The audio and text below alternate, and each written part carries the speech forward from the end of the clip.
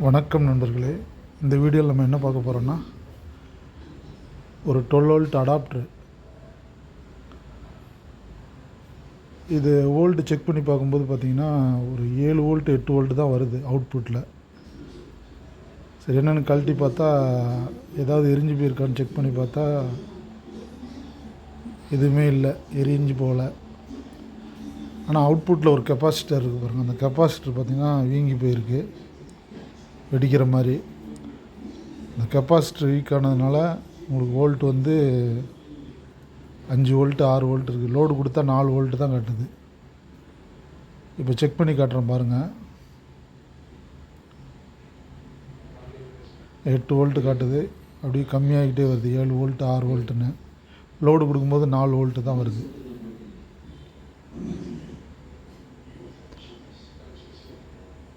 இந்த capacitor remove பண்ணலாம்.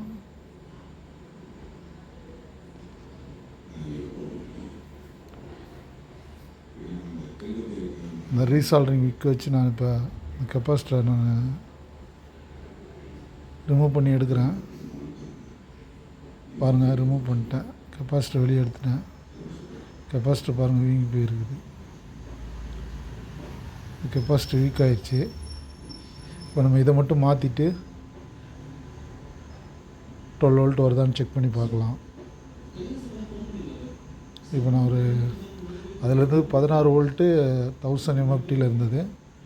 என்கிட்ட ஒரு 25 வோல்ட்டு 1000 MFT இருக்குது. நான் அந்த கெப்பாசிட்டர் யூஸ் பண்ணுறேன்.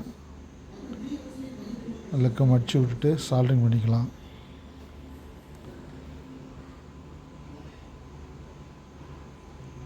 சால்ட்ரிங் பண்ணிட்டேன். லெக்கை கட் பண்ணி விட்டுடலாம். லெக்கை கட் பண்ணி எடுத்துக்கலாம்.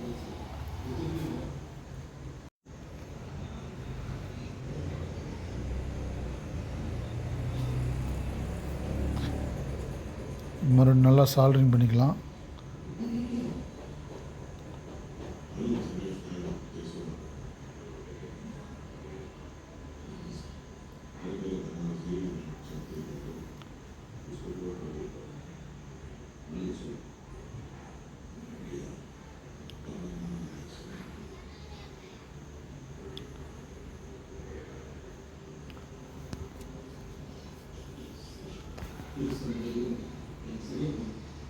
சால்ட்ரிங் பண்ணிட்டு நம்ம சால்ட்ரிங் பண்ண இடத்துல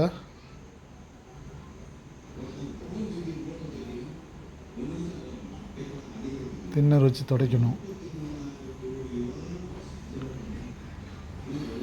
தின்னர் போட்டேன். தின்னர் போட்டு நல்லா துடைச்சி எடுத்துடணும். பேஸ்ட் இருக்கக்கூடாது. தின்னர் போட்டு நல்லா நீட்டாக துடைச்சிட்டு ஒரு காட்டன் துணியை வச்சு துடைச்சிக்கணும்.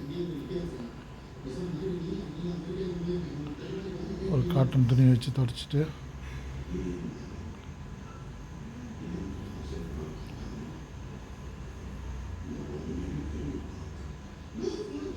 சுத்தமாக அந்த இடத்துல பேஸ்ட்டே இருக்கக்கூடாது.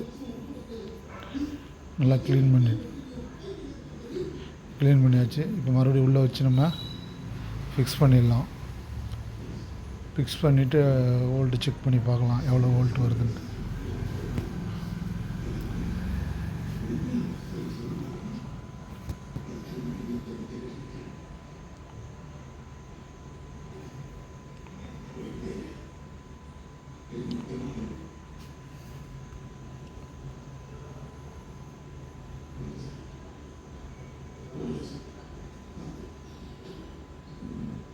இப்போ வோல்ட்டு செக் பண்ணி பார்ப்போம். உள்ளே வச்சாச்சு. கரெக்டாக ஃபிக்ஸ் பண்ணணும். அப்போ தான் அந்த மேலே மூடி போட்டு நம்ம ஸ்க்ரூ பண்ண முடியும்.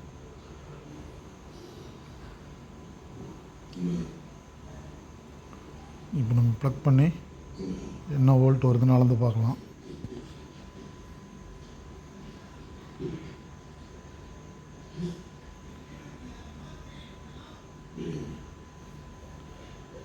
பாருங்கள், வோல்ட்டு செக் பண்ணி காட்டுறேன் மல்டிமீட்டரில்.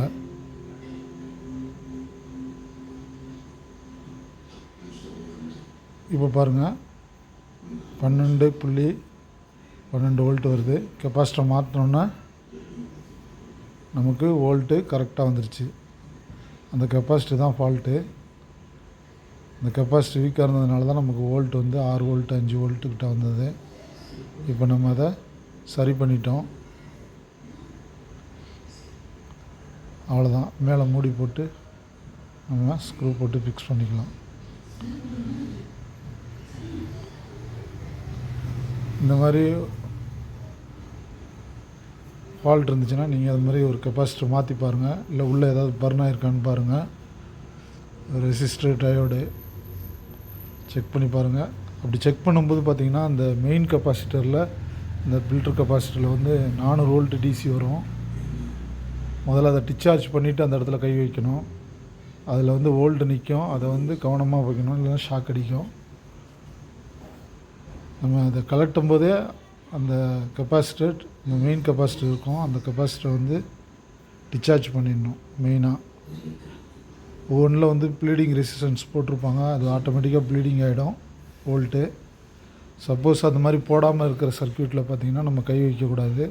இந்த மாதிரி எஸ்எம்பிஎஸ்லாம் நம்ம சர்வீஸ் பண்ணும்போது கவனமாக அந்த மெயின் ஃபில்டரில் வோல்ட் இருக்கான்னு செக் பண்ணி அதை வந்து நம்ம டிஸ்சார்ஜ் பண்ணிவிட்டு தான் அதை கை வைக்கணும்.